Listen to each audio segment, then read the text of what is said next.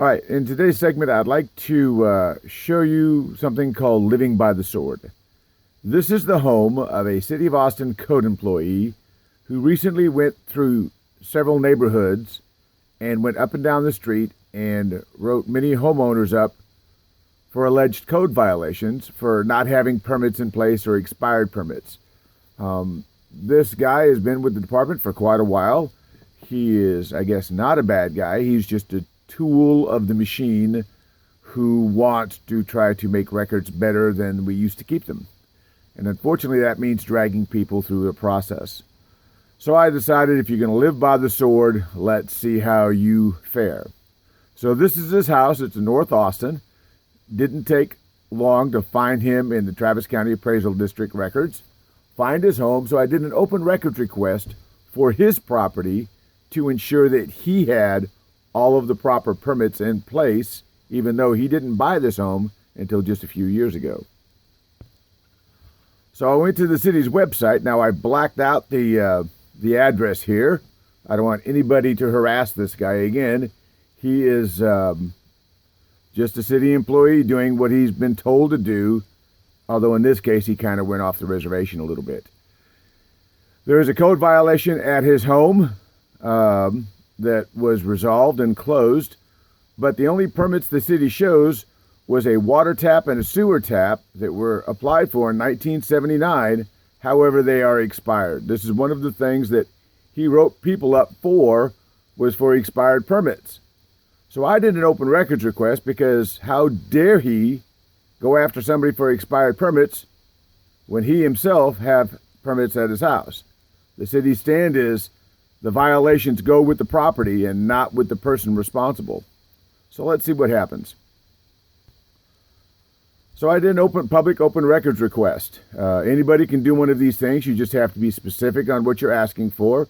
Here's the reference of the request right here. My email address, and I'm gonna. They sent 3 files back. 2 of them are duplicates, and the third one, which I'm going to show you next, tells me everything that I already knew. Scanning down on this page, you can see that that I said I would like to inspect all the permits and code violations for a home built in 1979, located at, and then there's the address on Windmere Meadows. I gave the legal description, the Travis County Appraisal District account number. I said I assume all of this is in a digital format, and as well as some hard copies attached as what is available online. I sent them the thing I just showed you. It appears the water and sewer tap were issued but never finalized.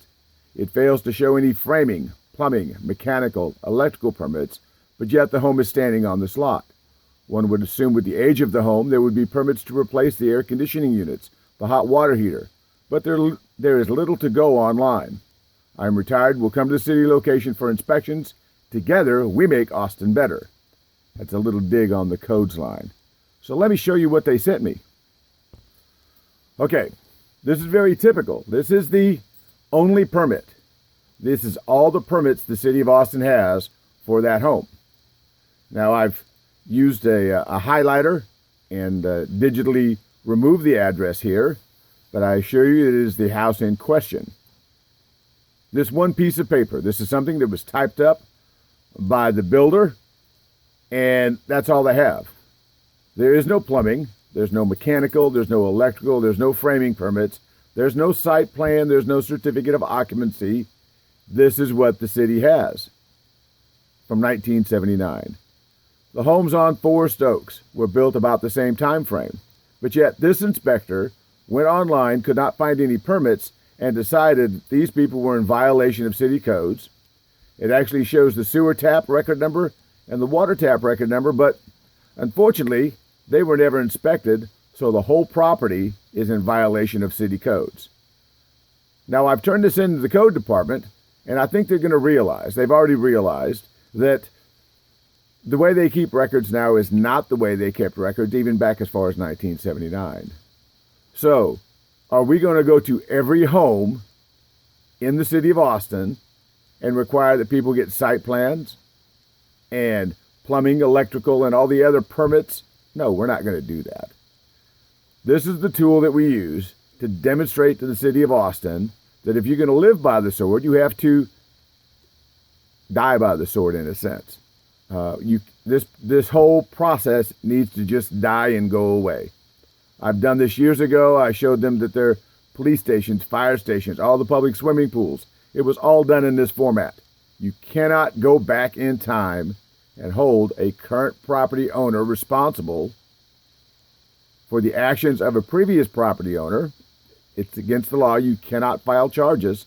There's a statute of limitations on a Class C misdemeanor, which working without a permit is a Class C misdemeanor. So if you get one of these notifications that you've got expired permits and it's past 2 years, please feel free to show them this video. Ask the city of Ausin for a list of all of the city of Ausin properties. Hand pick some. Go back into the 30s, 40s, hell, even go to the 70s and 80s. I can guarantee you today the city of Ausin is doing work on city property without the proper permits, and they don't sue themselves, so why should they threaten to sue you?